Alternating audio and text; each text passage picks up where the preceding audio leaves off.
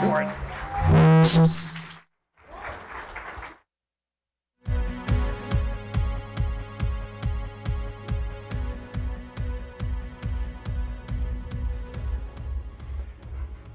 I want to tell you a tale about two worlds. The world we believe we live in and the world we actually live in. The world we believe we live in comes to us from the media. The media loves viewers, or I should be more specific. The media loves the advertising dollars that the viewers bring us. And the viewers, in turn, what do they love? The viewers love bad news. We love stories of murder and wars and pestilence and plagues. Now, if you ask people, is that the kind of news you like? People will say no. In fact, that's why the world is becoming so horrible. We're all divisive. It's because we get all of this bad news. We'll say that. And yet, if you look at our behavior, what do you see? You see, for example, CNN.com, the 24th most popular website in the United States, where 24/7 you can find all the bad news that's going on in the world. If you prefer to hear about good news, there are places you can find that. For example, goodnewsnetwork.org, the 20,158th most popular website in the United States. And there you'll find all sorts of news about good things that are going on.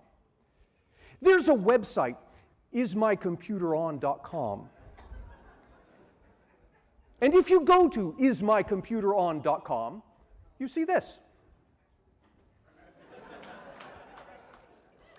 Ismycomputeron.com is the 58,000th most popular website in the United States. In terms of our revealed preference, we have demonstrated that we like Good News Network about as much as we like Is My Computer On. Where do we spend our time? We spend our time here at CNN.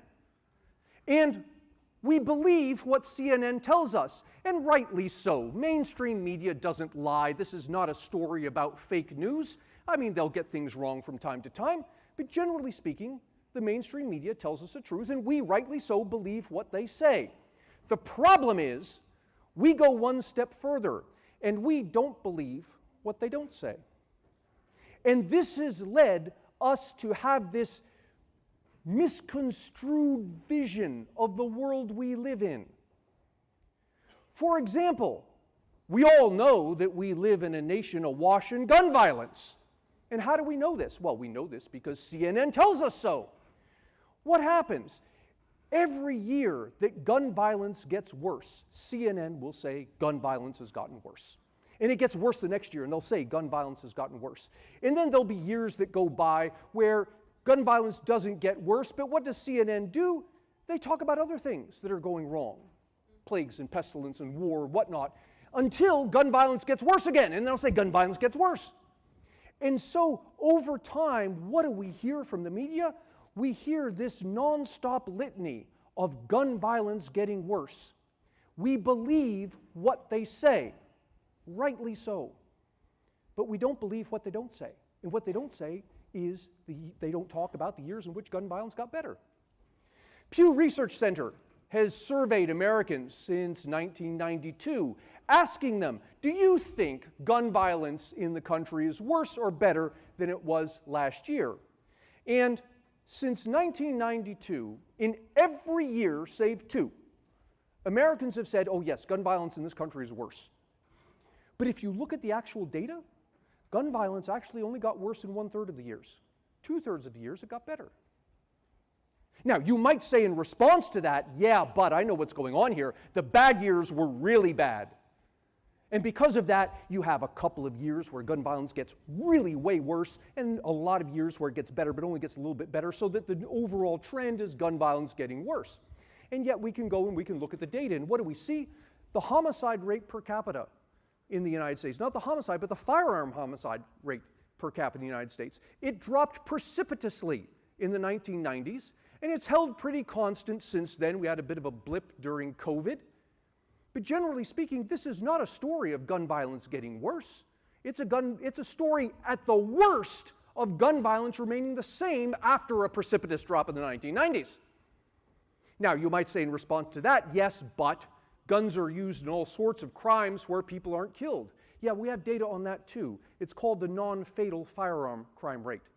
And what you see is that's been dropping even at twice the rate that the firearm homicide rate has been dropping. We have come to believe that we are a nation awash in violence because we believe what the media tells us. They tell us when gun violence gets worse, but we don't believe what they don't tell us, and they don't tell us when it gets better. Perhaps the grandfather of all firearm homicides is mass shootings. And if we look at mass shooting data, we see this, and this is the sort of thing the media will tell us, and this is absolutely correct. You can look at this data over time, and you see, year after year, plus or minus some noise, the number of Americans killed in mass shootings in this country has been rising significantly. That's true. But what the media doesn't tell us is the context here. Now, what I'm about to show you are a number of Americans killed by knives in the United States over these same years. I'm going to superimpose it on top of this graph. The number of Americans killed by knives in the United States is about 15 times the number of Americans killed in mass shootings. Now, I'm not suggesting that we shouldn't be concerned about mass shootings. I am suggesting that if we are not 15 times as concerned about the number of Americans killed in knifings, that we've got our priorities mixed up. And those mixed up priorities come out in the form of mixed up policy. And the mixed up policy takes our limited resources and ends up applying them not to the greater problem, but to the noisier problem, the problem we perceive exists. We saw this with COVID. We heard all sorts of reports night after night about number of Americans that are killed by COVID. And in fact, if you annualize the data for 2020, so this was the height of COVID, on average, at an annual rate, 375,000 Americans dying of COVID each year. This is true, and this is what the media tells us. What the media doesn't tell us is the context. And the context here is the number of Americans killed by other things. Principal among them, heart disease and cancer. On an annual basis, more than twice the number of Americans die of heart disease and cancer as die of COVID. Now, you might say in response to that, well, yeah, but COVID is an infectious disease. You really can't make this comparison. You're absolutely right. We can't make this comparison. COVID is an infectious disease. But that argument actually cuts in the other direction. If we had done nothing about COVID, no lockdowns, no social distancing, no investment in vaccines, if we had done nothing, the number of people who died of COVID would have been much higher than what you see here. But because COVID is infectious, over time, the number of deaths would tail out as we develop natural immunity. But there is no natural immunity to heart disease and cancer because they aren't infectious. And so if we do nothing about heart disease and cancer, year after year, those numbers don't tail off, they stay exactly where they are. And again, I'm not saying we should have done nothing about COVID. I am saying that if we didn't spend at least twice the resources on heart disease and cancer that we spent on COVID, then we're misallocating our resources, that we're attacking the thing that's noisy rather than the thing that's actually serious. And you can see some of this in the news. If you go back and look up headlines on Google from March to May of 2020, you'll see the headlines are all about COVID deaths. This is what the media was talking about until about May of 2020. In May of 2020, the number of deaths from COVID start to tail off. They start to decline. Now, the media wants eyeballs. It wants viewers. To get viewers, it's got to show you what you want, and you've demonstrated that what you want is bad news. This is no longer bad news. So starting in about June of 2020, the narrative changes, and the media stops talking about COVID deaths, and they start talking about COVID infections, because that number was still going up. And we could talk about that because that's scary. But then round about September 2020, this number started tailing off. It was no longer scary. And so the media changed the narrative again, and you'll see the headlines about COVID cases. And this is the gift that keeps on giving. Because in COVID cases, we count everybody. People who had COVID, people who died of COVID, people who recovered from COVID, that number could only go up by definition. And so the media talks about that, and talks about it for a long time, up until March of 2021, when people start to become inured to this, and it's not as scary anymore. Their attentions wander elsewhere. What can the media do to get your attentions back? We've got to show you something scary. Let's talk about deaths with COVID. Yeah, here's the thing. We quickly found out that deaths with COVID, yes, they include people who die of COVID. It also includes people who die in car accidents who happen to have COVID at the time. And so you see the media shifting the narrative, again, not to say that they're lying to you, but they're looking to attract your attention by showing you things that you want to see, which are things that are scary. We talk every election cycle about why wages are stagnating, and this is the thing that the politicians will say and the media will report it. And if you look at the data on this, you find this is inflation-adjusted wages going back to whatever that is, 1979, and they're up 8% from 1979, or if you want to look at from the 1980s, they're up about 18%. And so you can point to those numbers, you can say, well, actually, wages aren't stagnating on the one hand. On the other hand, we're talking about what here, 45 years, and we've only gained 8 to 18% in purchasing power? That's not much to write home about. This is what the media will show us, and it's absolutely correct. But it's only half the story. The other half of the story is we aren't paid wages, we're paid compensation. And compensation has been going up 60% since 1979. But this story isn't scary, and so it's not the story that you hear. Along with this, we'll talk about the declining middle class, and I'm going to show you some numbers on the middle class here. I'll divide incomes into the poor, the middle class, and the rich, and I'm going to show you a bunch of bars. The height of the bar shows you the fraction of U.S. households in that income category. So here's how we read this. This is 1970.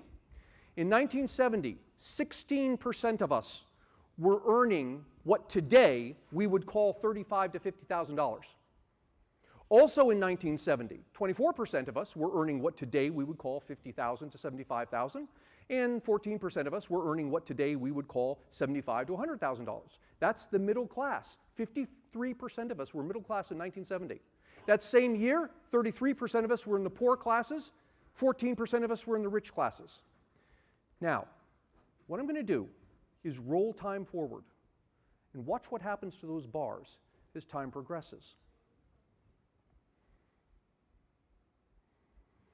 And here we are in 2020, and what has happened? Look at the middle class. In 1970, 53% of us were middle class. Adjusted for inflation, only 40% of us are middle class today.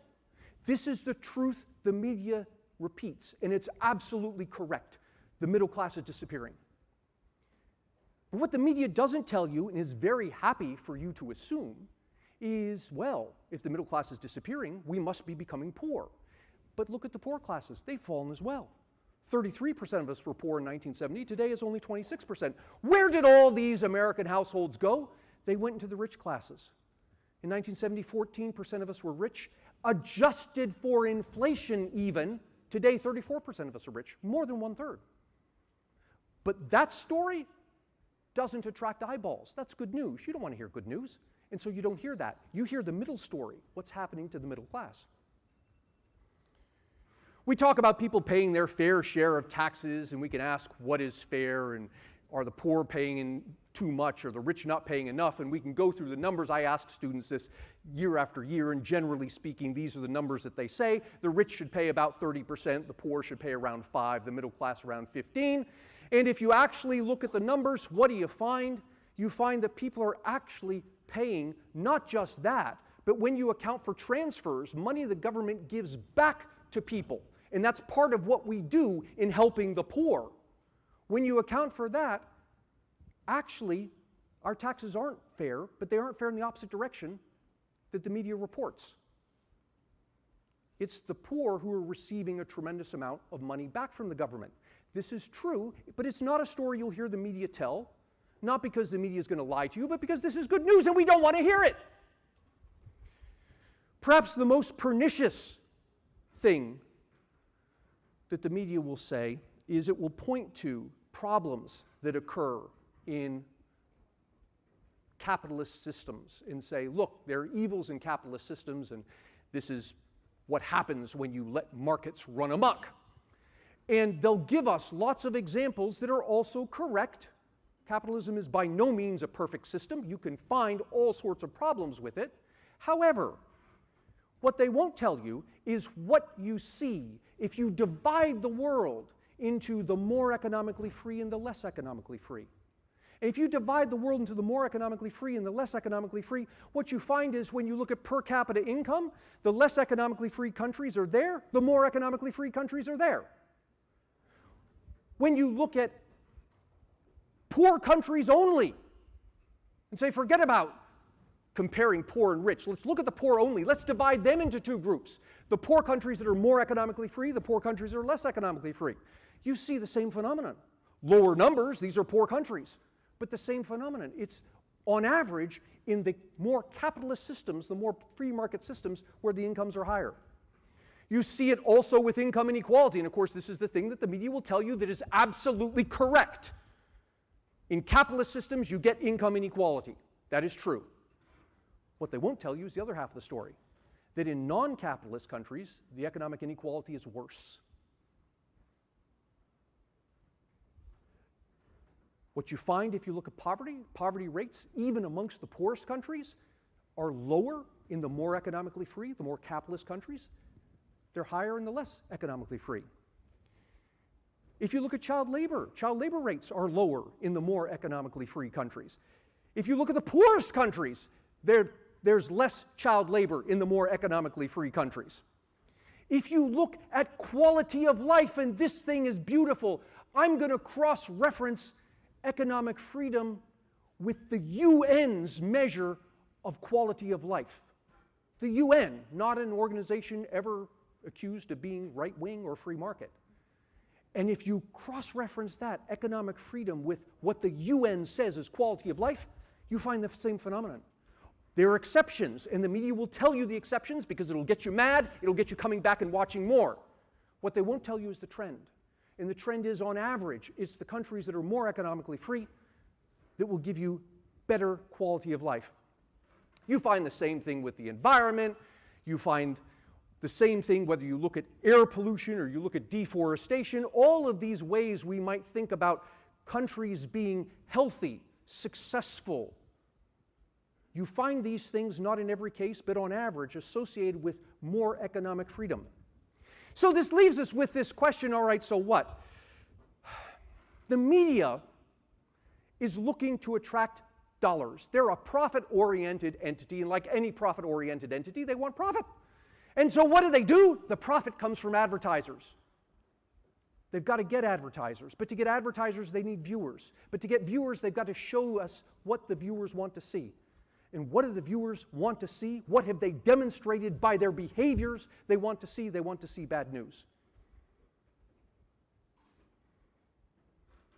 The sad thing is that this leaves us with this belief that the world is horrid, when in fact it's wondrous. The dangerous thing